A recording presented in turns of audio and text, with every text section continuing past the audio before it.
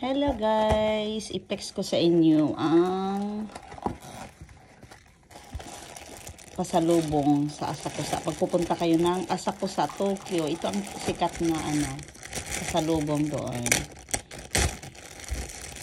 Ayan, pakita ko sa inyo.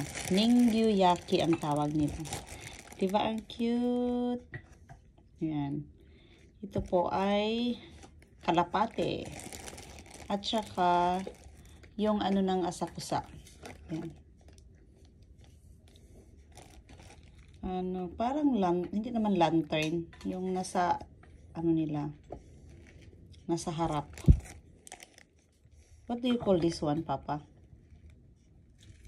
Ningyo-yaki. Chochin da na. Chuchin. Ito na, Chuchin. Yung design. Lantern? So. Lantern. Ayan, lantern pala ito.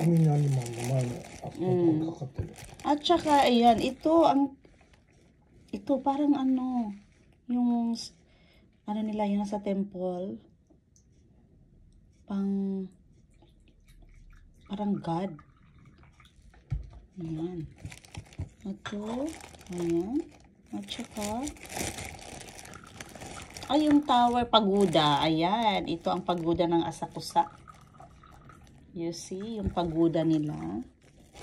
Ilang klase ba ito? Sandali, lagay natin dito. Kunin natin. Ayan. Ay, 4 lang pala. Ay, oo. Ito ang cute. Ang cute niya. Tapos, ay, 4 lang pala. Oo. Tapos, mas maraming pagoda. Ayan. Pag pupunta kayo ng Asakusa, guys, ito. Ang bibilhin niya. Ito yung sikat na pasalubong sa Asakusa.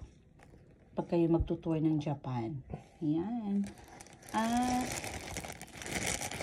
Malapit ito sa entrance ng temple. Yung shop. Maraming shop doon, pero ito ang shop na binibilhan ng mga Hapon. Ayan. Thank you so much for watching, guys. Ayan, flex ko lang itong cute. Thank you so much for watching. Bye, guys.